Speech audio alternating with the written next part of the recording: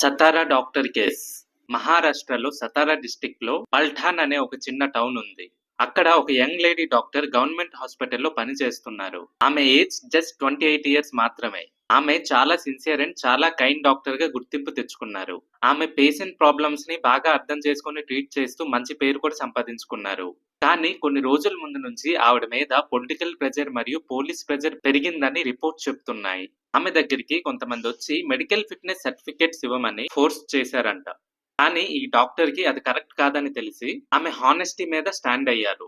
అయితే ఈ విషయాన్ని ఆ డాక్టర్ గారు వాళ్ళ సూపర్వైజర్స్ కి చాలా సార్లు చెప్పారంట. నా మీద ఇలా అన్నెసెసరీ ప్రెజర్స్ వస్తున్నాయి అని. కొన్ని రిపోర్ట్స్ ప్రకారం ఇవి జూన్ నుంచి ఆవిడ ఇన్ఫార్మ్ చేసినట్టు చెప్తున్నారు. కానీ ఏ యాక్షన్ లేదు. రీసెంట్ గా అక్టోబర్ లో ఒక రోజు ఆమె క్వార్టర్స్ దగ్గర చాలా సీరియస్ గా కనిపించారు. పోలీస్ రీచ్ అయ్యాక ఆమె ఇంకా నో మోర్ అని కన్ఫర్మ్ చేశారు.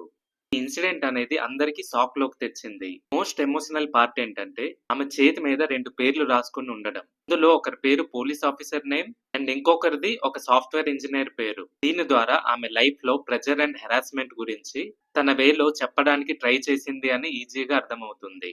ఈ విషయం తెలిసిన వెంటనే మహారాష్ట్రలో డాక్టర్స్ అందరూ కలిసి వాయిస్ రైజ్ చేశారు. Maharashtra association of resident doctors కలిసి ప్రొటెస్ట్ చేశారు. డాక్టర్స్ మీద ప్రెజర్ ఎందుకు, సేఫ్ వర్కింగ్ ఎన్వైరన్మెంట్ ఇవ్వమని డిమాండ్ చేశారు. పొలిటికల్ గా అపోజిషన్ పార్టీస్ కూడా రియాక్ట్ అయ్యాయి.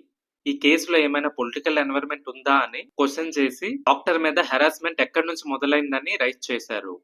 గవర్నమెంట్ స్పెషల్ ఇన్వెస్టిగేషన్ టీమ్ ని అపాయింట్ చేసి ఫుల్ ఎంక్వైరీ స్టార్ట్ చేసింది. తర్వాత పోలీస్ ఇన్వెస్టిగేషన్ లో ఒక షాకింగ్ ట్విస్ట్ బయటకు వచ్చింది.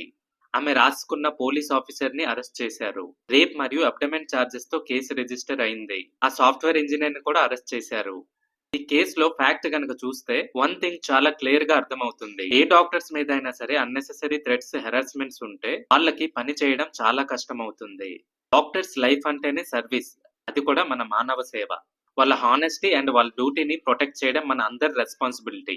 ఇన్సిడెంట్ అనేది ఒక పెయిన్ఫుల్ రిమైండర్. ఒక యంగ్ డాక్టర్ లైఫ్ ప్రెజర్ తో పోయింది. ఒక ఫ్యామిలీ హార్ట్ బ్రేక్ లో ఉంది. కానీ మనం మాత్రం సైలెంట్ గా ఉంటున్నాం. సిస్టమ్ ని చేంజ్ చేయాలి. డాక్టర్స్ సేఫ్ గా మరియు ఫ్రీడమ్ గా పనిచేయడానికి మనం సపోర్ట్ చేయాలి. వాళ్ళ సేఫ్టీ అంటే మన సేఫ్టీ, మన సొసైటీ సేఫ్టీ, మన సమాజం సేఫ్టీ. వాళ్ళ హానెస్టీని ప్రొటెక్ట్ చేయడం మన duty. So respect all doctors. జై హింద్.